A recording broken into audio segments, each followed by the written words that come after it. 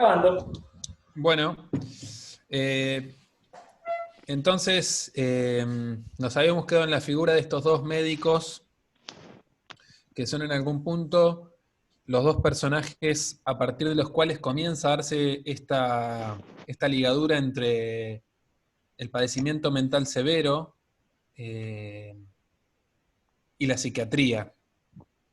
Me parece fundamental que podamos incorporar esto porque es un poco el movimiento central de este momento médico positivista. De hecho, se llama así precisamente por esto, ¿no? Por este movimiento que realiza la medicina positivista desde este lugar de clasificación y desde este lugar de control. Primero a través de la figura de Pinel, repetimos, como generando esta cuestión de ordenamiento de los asilos e incorporando esta cuestión del disciplinamiento moral de la locura.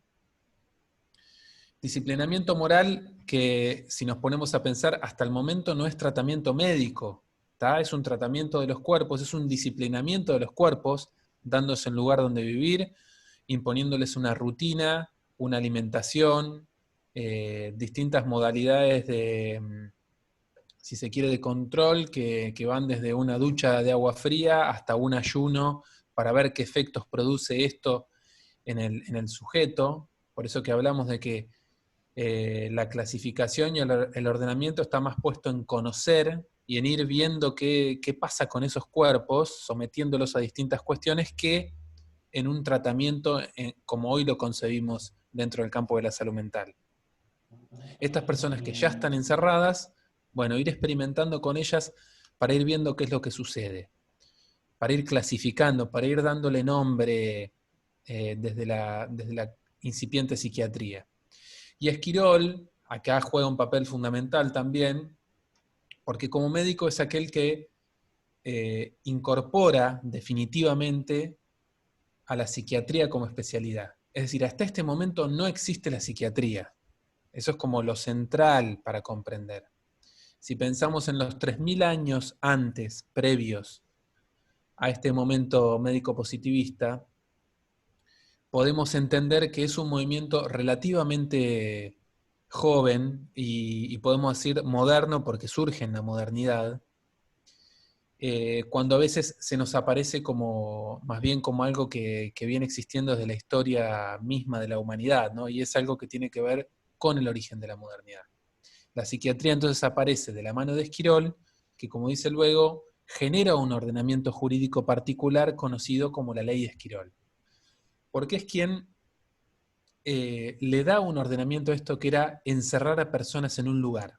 Bueno, si nos ponemos a pensar, y esto lo vamos a retomar luego cuando veamos la legislación nuestra, lo único que permite que una persona esté privada de su libertad es la existencia de un juicio o de un ordenamiento jurídico donde un juez dicta sentencia por el cometimiento de un determinado crimen, ¿no? O un determinado de una sentencia jurídica penal, ¿tá? Es lo único que permite que una persona esté privada de su libertad.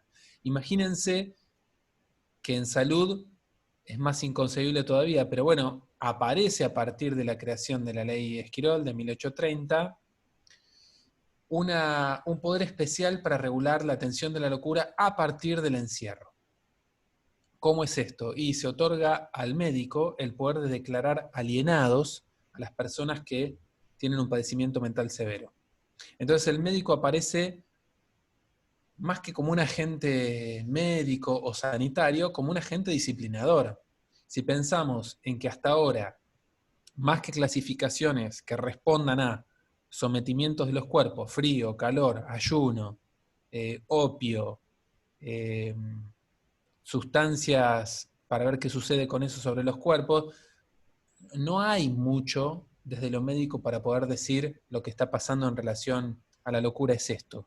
Pero lo que sí hay es una gran combinación de elementos en manos del médico como para ejercer disciplina sobre los cuerpos de las personas encerradas. Entonces, el rol que tiene dentro de este ordenamiento jurídico el psiquiatra es central, porque queda casi como la figura de un juez para la administración de los cuerpos de las personas al interior de los hospitales. La siguiente.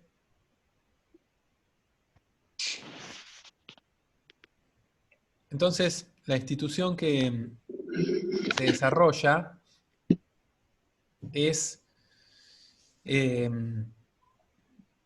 de los manicomios, lo que hoy conocemos como manicomios, estos grandes hospicios, estos grandes hospitales, se convierten en lo que hoy denominamos manicomios, y es el Estado moderno que asume todas las funciones que antes estaban en manos de la caridad, de la filantropía o de la religiosidad monárquica, pasan a estar en manos del Estado moderno, este Estado con representantes de la población, pero que, por más Estado que sea, al ser tan incipiente y tan joven, básicamente lo que hace inicialmente es cuidar los intereses de la pequeña y mediana burguesía, cuidar los intereses de los terratenientes, de los pequeños terratenientes, y cuidar este orden en relación a los negocios y en relación al mercado que comienza a desarrollarse. Para eso, cuida y se hace cargo del control y de la custodia de los locos o de estas personas que pueden ser consideradas peligrosas, para una función de preservación de la sociedad, no para una función de preservación de los que tienen un padecimiento mental severo. Se crea el concepto entonces de peligrosidad, es aquí donde aparece el concepto de peligrosidad, a partir del cual el Estado va a estar obligado a intervenir.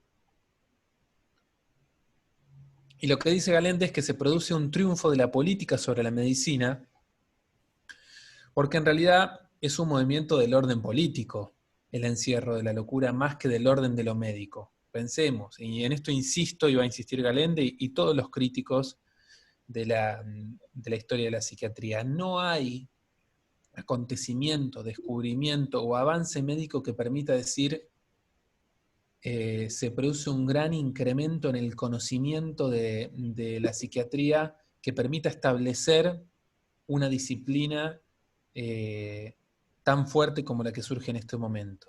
Lo que hay es un triunfo de un movimiento político que tiene que ver con disciplinar, que tiene que ver con proteger y resguardar los bienes de una sociedad pequeña burguesa de lo que puedan generar estas personas sobre lo patrimonial y sobre los bienes del momento. Entonces, es un triunfo de la política. Estos primeros médicos que vienen de otros campos y que empiezan a conformar la psiquiatría como campo, son más políticos que médicos como hoy los concebiríamos desde el campo de la salud mental. Las prácticas que están legitimadas, las incumbencias para este momento, bueno, son las de la psiquiatría, que tiene esta autoridad para internar en los manicomios, una disciplina médica que realiza un tratamiento, decíamos, moral, más que un tratamiento científico o un tratamiento ajustado a derechos o un tratamiento sanitario, ¿no? Es un tratamiento moral, en relación a las conductas, en relación a ofrecer premios y castigos de acuerdo a cómo se transita y cómo se circula al interior del asilo. No existe un conocimiento real del origen de los padecimientos. Si bien se va buscando, existe y empieza a surgir esto que todos conocemos como la disección de los cerebros, el estudio de lo neuronal, que es más del orden de la neurología en realidad. Abundan las experiencias en relación a opiáceos o derivados del éter, cambios de temperatura, baños y otros métodos que son de impacto sobre el cuerpo. Y en función de estos impactos se va clasificando las poblaciones. El médico es entonces el agente central, acompañado de las disciplinas de las que siempre se valió, ¿no? Inicialmente de los guardianes al interior de los asilos. Pensemos que todavía no se desarrolla una enfermería ni profesional, ni siquiera empírica todavía, ¿no? Hay cuidadores y agentes de control que ofician más de guardiacárceles que de enfermeros, pero que irán preparando este lugar para el advenimiento dentro del positivismo con posterioridad de una enfermería también en orden al psiquiatra. La siguiente.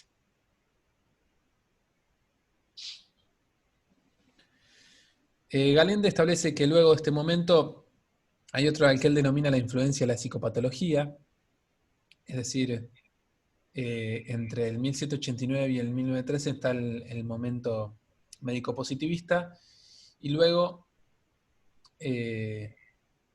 da lugar a este momento. Desde 1913, por un acontecimiento que después vamos a mencionar, y que, insisto, no se divide tajantemente en la historia, pero que a partir de este año y de este acontecimiento él empieza a establecer, bueno, comienzan a darse algunos cambios. Ya llegando al 1913 y con esta característica que tienen los asilos de empezar a generar estudios sobre las poblaciones, más desde el orden del control, comienza a darse el ingreso al asilo de otras disciplinas, ¿no? Entre ellas algunos médicos que intentan estudiar algo más en relación a la conducta. Comienza a surgir lo que es las primeras formas del análisis, del psicoanálisis, o las protoformas, diríamos, de lo que es el psicoanálisis, más otras disciplinas tipo la asistencia social, que empiezan a generar su aporte y a empezar a pensar en la locura, en el padecimiento mental, más como ordenado a la condición humana, más como resultado de experiencias de vida, que como descomposición de algo de lo que sucede al interior del cerebro. En todo caso, si hay algo que anda mal adentro del cerebro, si hay algo que anda mal en este cuerpo máquina, bueno, tendrá que ver con algo que se encuentra en el recorrido de la vida del sujeto. Tendrá que ver con algo de esa historia del sujeto. ¿Cómo se accede a la historia de este sujeto? ¿Cómo se accede a las condiciones de vida? ¿Cómo se accede a saber qué es lo que pasó?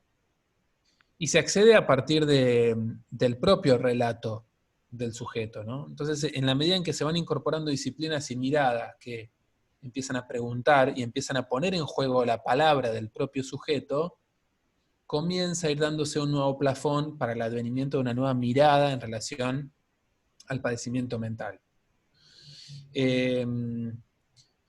Galende cita a la aparición de un libro que para él es central, que es este libro Psicopatología General de Jasper, que inaugura la fenomenología en psiquiatría y la comprensibilidad. Es decir, entiende a la locura como el modo humano de reacción frente a distintas causas, ¿tá? Del medio ambiente social, de la vida psíquica en general. Yo me acuerdo que en algún momento hablamos mucho con Fabricio de este tema. No sé si quiere hacer algún aporte así de... Sé que le gustan algunas cosas de Jasper, puede contarnos un poquito más de este muchacho.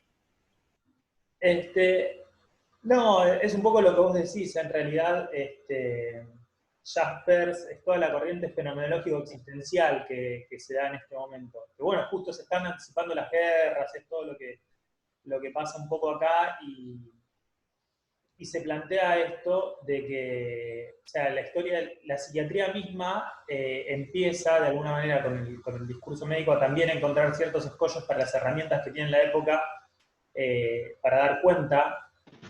Entonces el discurso un poco más del psicoanálisis, o más que nada el discurso existencial, termina dando una situación un poco más lógica de respecto de lo que es la locura, digamos. O sea, es como que desde que vos decís que se inaugura la psiquiatría, más o menos en el 1820, hasta 1920, lo que es psiquiatría propiamente dicho había avanzado muy poco.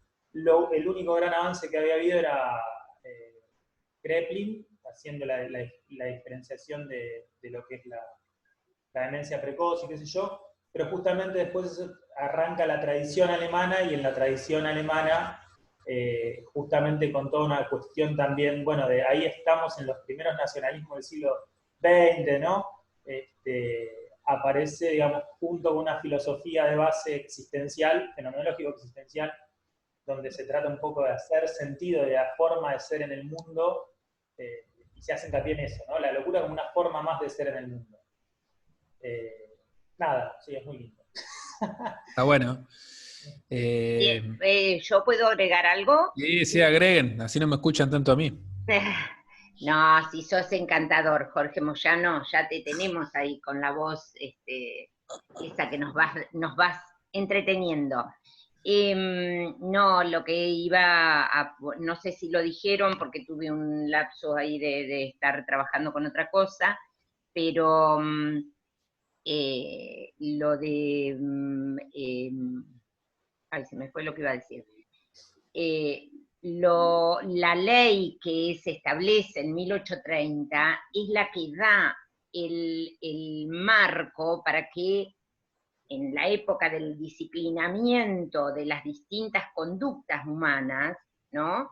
Eh, Queda la locura, por eso se dice ahí el inicio de la psiquiatría, porque queda la locura, la psiquiatría como dueña, ¿no? Entre comillas, como quien se debe hacer cargo del tema de la locura.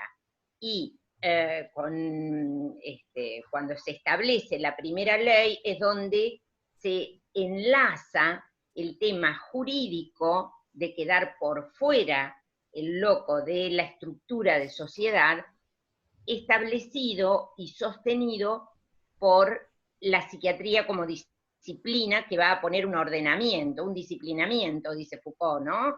Disciplinamiento de los cuerpos que hacen que un equipo de salud, o un equipo no, una disciplina de salud médica, sea quien esté a cargo de ese confinamiento. A tal punto que al día de hoy, 2020, Argentina 2020, hay algunas líneas, algunas, no todas por suerte, de la psiquiatría que siguen sosteniendo la disciplina como el único con carácter y legitimación para poder, sobre todo, abordar esto de quién está encerrado y quién está afuera. Esto se plasma en discusiones, si puede haber jefes de servicios que no sean psiquiatras, que la ley nueva, la ley de hace 10 años de la Argentina lo establece, pero que todavía hay resistencia. Estoy hablando de 1830, ¿no? Casi 200 años después, seguimos arrastrando esto que enlaza perfectamente con un sistema neoliberal y demás.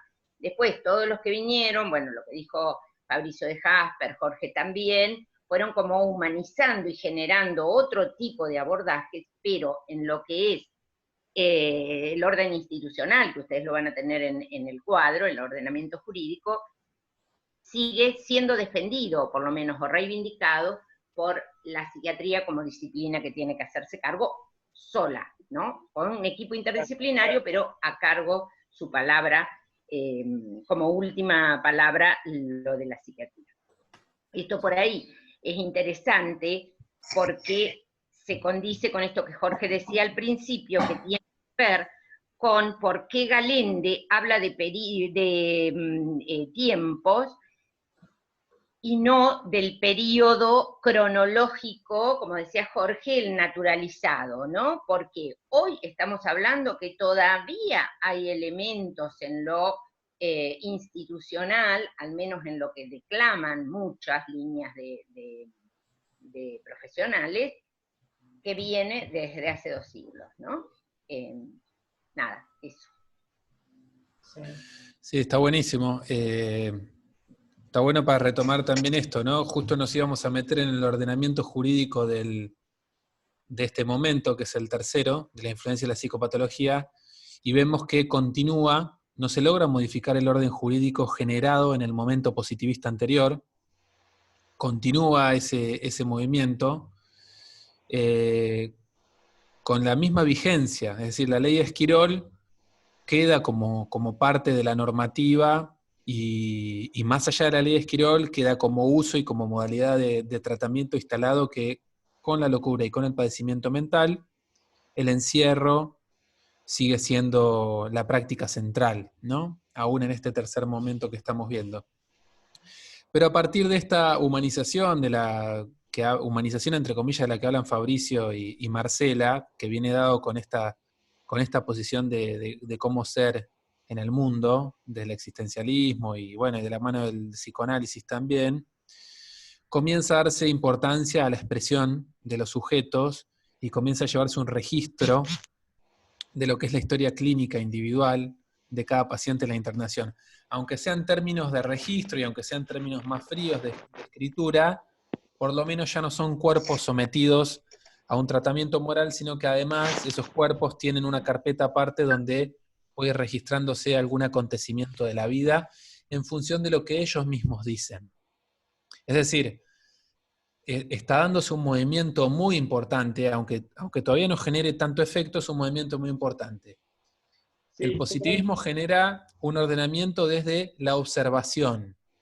Se clasifica y se anota lo que se observa que sucede en los cuerpos. La observación positivista, proveniente de las ciencias naturales. Observar y anotar, observar y registrar, observar y clasificar. Y en este momento comienza a darse algo más que es el registro de la propia voz, es decir, escuchar. Fíjense, este movimiento incipiente que todavía no logra gran cambio porque sigue estando la ley anterior, pero empieza a darse, ¿no?, un cambio en otro orden que es de la observación, incorporar algo más. La observación va a seguir teniendo su peso, al día de hoy la tiene, pero comienza a incorporarse el escuchar. ¿Qué dice el propio sujeto? ¿Qué es lo que pasa allí? Bueno, la otra. Yo no sé si me adelanto, Sí. pero quería meter un bocado, Dale nomás. dos bocados. Uno, en primera Sí. instancia, que justamente parte de la matriz productiva había cambiado, ya los países estaban como plenamente industrializados, y para mí lo que fue determinante, o sea, una de las cosas que es determinante, no sé si lo vas a nombrar, es como la Primera Guerra Mundial en realidad. Y acá también es importante por la ligazón que siempre hubo, que hablábamos del segundo momento, digamos, cuando arranca el modelo positivista, de una asociación entre locura y pobreza, ¿viste? Si vos sos loco y tenés plata, sos excéntrico. Si sos loco y sos pobre, terminás encerrado. Y esto sobre Totalmente. todo, digamos, en la Europa moderna incipiente, ¿sí? Tenemos, qué sé yo, el castillo hay un castillo, un alemán loco que era rey, qué sé yo, y bueno, y hace lo que quiere, y el pobre también termina encerrado.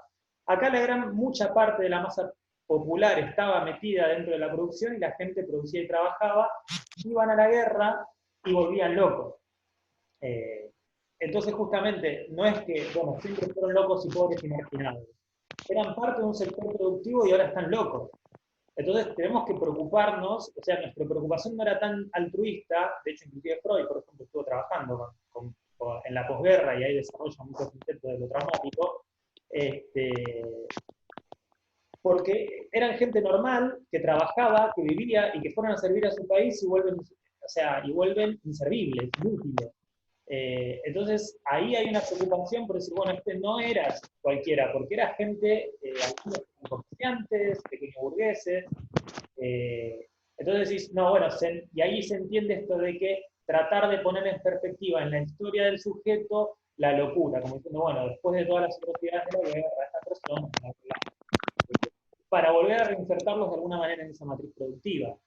Entonces, era importante porque de alguna manera el paciente, por llamarlo de alguna forma, o el objeto, el sujeto de estudio, también había cambiado, porque el loco era marginal doblemente, ¿no? Por su situación de marginalidad ante la ley, ante la cordura y la razón como luz de la modernidad, y ante el círculo económico. Ahora eso, por lo menos había cambiado en que muchos de los que ahora, mucha parte de la población estaba además inserta dentro de la sociedad antes de la locura, o era parte de la matriz productiva también. Entonces se amplía un poco ahí la visión. Nada, eso. Sí, está buenísimo. A mí mientras hablaba se me venían registros de algunas películas o series que son de la posguerra, de la Primera Guerra. Justo estaba viendo dos, que en las dos sucede esto que vos decís, ¿no? Siempre hay uno de los personajes que luego de la guerra, después ya cuando hablemos de psicopatología o de estructuras veremos cómo se da esto, ¿no? por qué se enloquecen los que se enloquecen y si todos se pueden enloquecer, pero lo importante es que un acontecimiento tan traumático en determinadas personas generaba la locura, y cuando volvían de la guerra, ese compañero era el que había enloquecido, que, bueno, algunos se insertaban en la matriz productiva, como vos decís, y estos que quedaban enloquecidos por los acontecimientos de la guerra quedaban confinados, pero no ya del mismo modo que por ahí podía pasar luego de la Revolución Francesa, locos porque ya estaban en los hospicios, sino locos porque habían padecido un acontecimiento particular que ahora los dejaba sin posibilidades de trabajar. Eso está bueno porque acá comienza ya a generarse otra estructura desde el orden de lo económico, que también va a empezar a aparecer como parámetro, ¿no?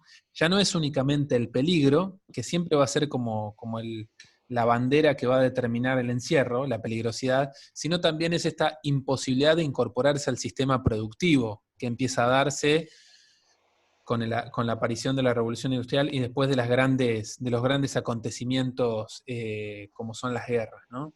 Aquellas personas que ya no pueden entrar dentro de la rueda de la producción como lo hacían antes. En este tercer momento, la institución sigue siendo el manicomio, pero ya empieza a ser cuestionado de otra manera, ¿no? O por lo menos empiezan a plantearse alternativas al manicomio. Esto que era en un momento en la institución central, sigue estando en el centro, pero con algunas alternativas. Por ejemplo, la posibilidad de empezar a pensar en un tratamiento ambulatorio, de que los sujetos al interior del manicomio vean a sus familias. En esto de ir incorporando su historia, bueno, aparece un familiar, aparece algún lugar al cual volver a visitar a alguien querido. Se empiezan a cuestionar los manicomios por sus abusos, ¿no? A partir de este humanismo incipiente comienza a pensarse en, bueno, ¿qué pasa con lo que va sucediendo al interior del manicomio?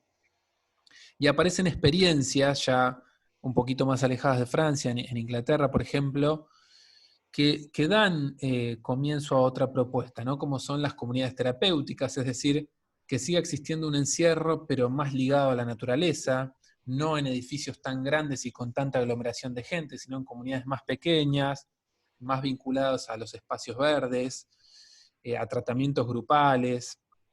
Bueno, sobre el final de este periodo empiezan a aparecer estas propuestas, ¿no? Que Galen después las menciona y les da algunos ejemplos.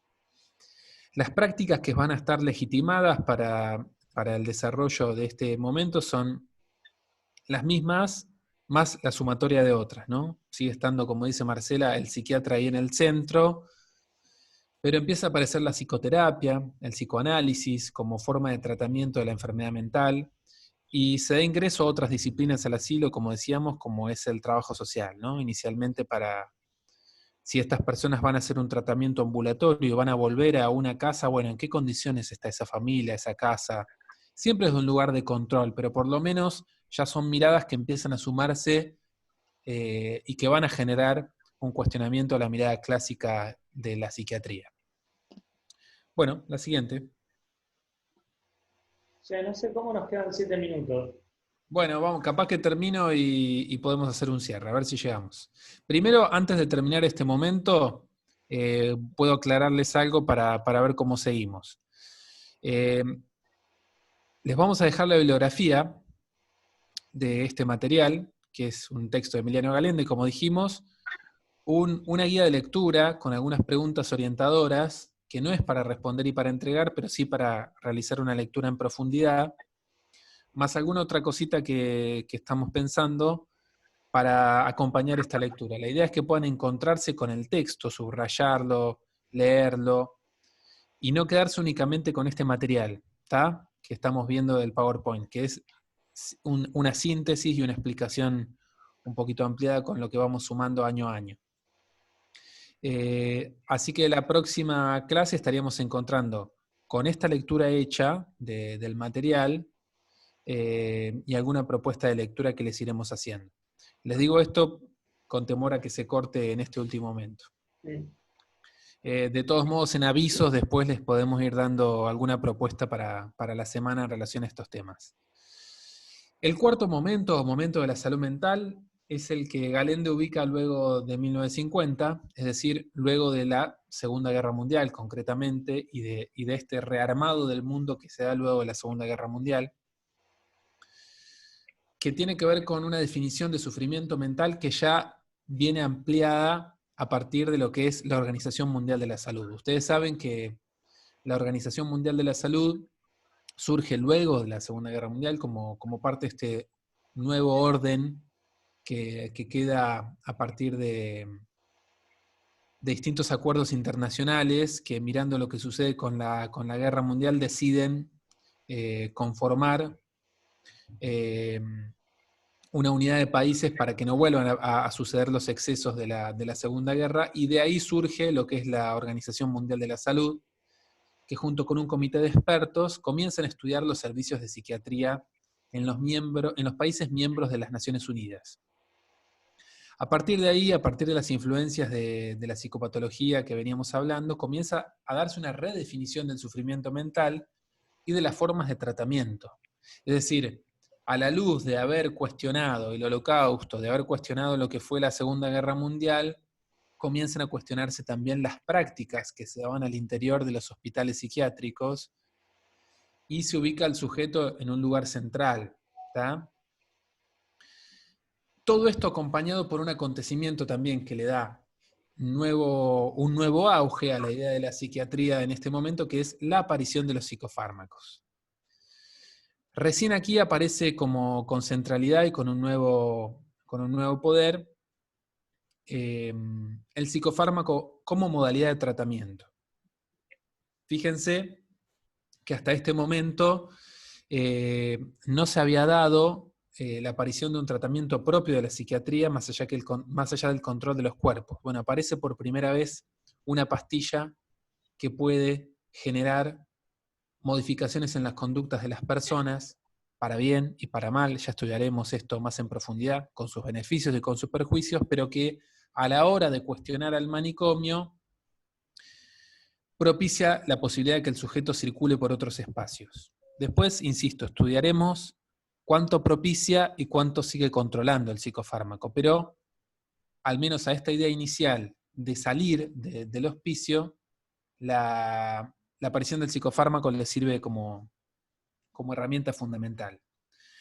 En el ordenamiento jurídico algunos tratamientos se modifican, se abole y se desplaza mínimamente la idea de la internación como único modo de tratamiento, aparecen los tratamientos ambulatorios, y comienza a darse un logro de cambio jurídico en distintos países respecto del tratamiento del enfermo mental. Galende les va a nombrar algunos de estos movimientos, sobre todo hace pie en un acontecimiento que nos modifica a todos ampliamente, que es el movimiento de la desinstitucionalización de Italia, del cual muchas legislaciones posteriormente tomamos antecedente. La siguiente, Fabricio, y la última me parece.